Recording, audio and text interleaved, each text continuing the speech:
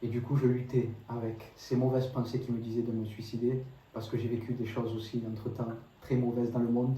Bonjour à tous, je m'appelle Manuel et je vais vous raconter mon témoignage. Donc ça a commencé fin 2022. J'ai reçu le Saint-Esprit, je ne savais même pas ce que c'était, j'allais même pas à l'église. Et donc ça a commencé comme ça. Je revenais d'une sortie avec mes amis, j'étais quelqu'un qui aimait beaucoup sortir, aller en boîte de nuit, pas quelqu'un de méchant, mais c'est vrai que j'étais complètement dans le monde et j'aimais bien sortir. Et sur le retour, j'avais même pas encore le permis, je rentrais à pied de chez moi. D'un coup, il y a comme une force, une chaleur, un amour qui vient sur moi et qui me met complètement à genoux alors que jamais ça m'était arrivé. Un amour incomparable et je demandais pardon à genoux en train de pleurer en plein milieu de la route. Pardon Jésus, pardonne-moi Jésus, alors que je priais jamais. Jamais je m'étais mis à genoux pour prier, encore moins et encore moins pleurer aussi. Et à partir de ce jour-là, et c'est ce que je n'ai pas compris dès le début, j'ai pas arrêté d'être angoissé. Je faisais quelque chose, j'étais angoissé, je me tenais le cœur entre les mains, je tremblais, j'étais pas bien, je transpirais. Et alors que je ne faisais rien, j'étais chez moi, j'étais angoissé. À partir de ce moment-là, je ne comprenais pas de suite, mais ça a été un enfer pour moi. Et donc, à chaque fois que je faisais quelque chose, que j'allais avec mes amis, j'étais angoissé, j'étais pas bien, je préférais rester à la maison. J'étais obligé de m'asseoir, de souffler, et j'étais obligé de lutter à partir de ce moment-là avec des pensées suicidaires. Je ne comprenais pas pourquoi j'avais ce genre de pensée, je ne comprenais pas pourquoi moi, alors que pour moi j'étais quelqu'un, pas de méchant, mais c'est vrai que l'ennemi aime utiliser tout ce qu'il peut pour me faire tomber.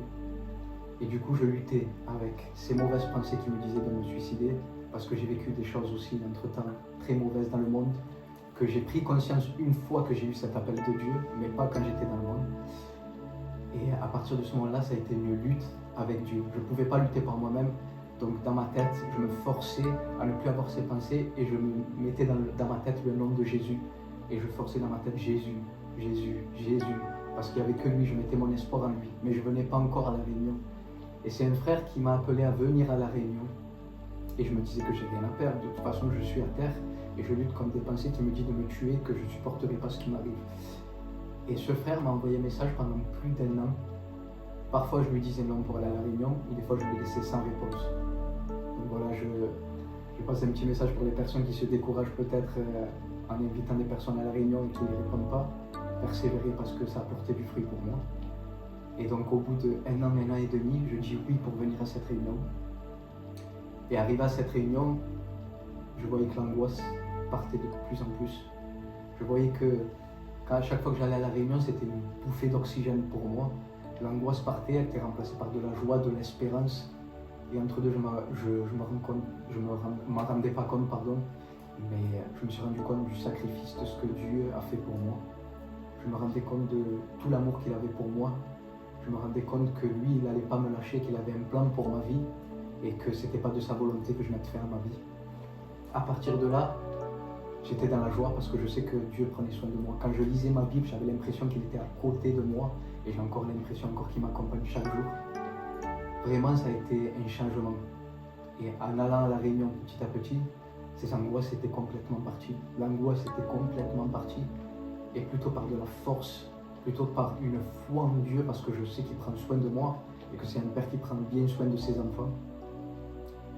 Et à partir de là, mes amis du monde avec qui je sortais n'ont rien compris. Ils disaient on ne comprend pas, tu sors plus avec nous, qu'est-ce qui t'est passé?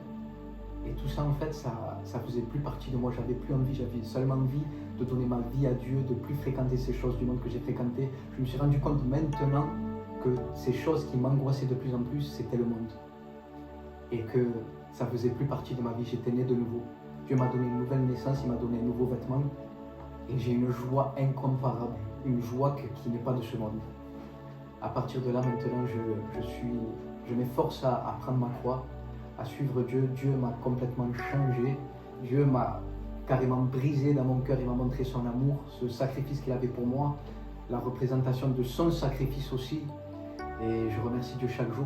Maintenant, même quand je raconte mon témoignage après 1 an et demi, voire presque 2 ans de baptême, je me rends compte chaque jour que j'ai toujours encore plus à marcher avec lui, à apprendre avec lui. Et maintenant, je suis dans la joie. Donc voilà, ne désespérez pas. Si vous passez aussi comme moi par l'angoisse, par des dépressions, quand vous vous dites que vous n'avez plus aucun seul espoir, que le seul espoir c'est de vous ôter la vie, croyez en Jésus, faisez appel à lui parce qu'il répond à tout le monde et que Dieu vous bénisse.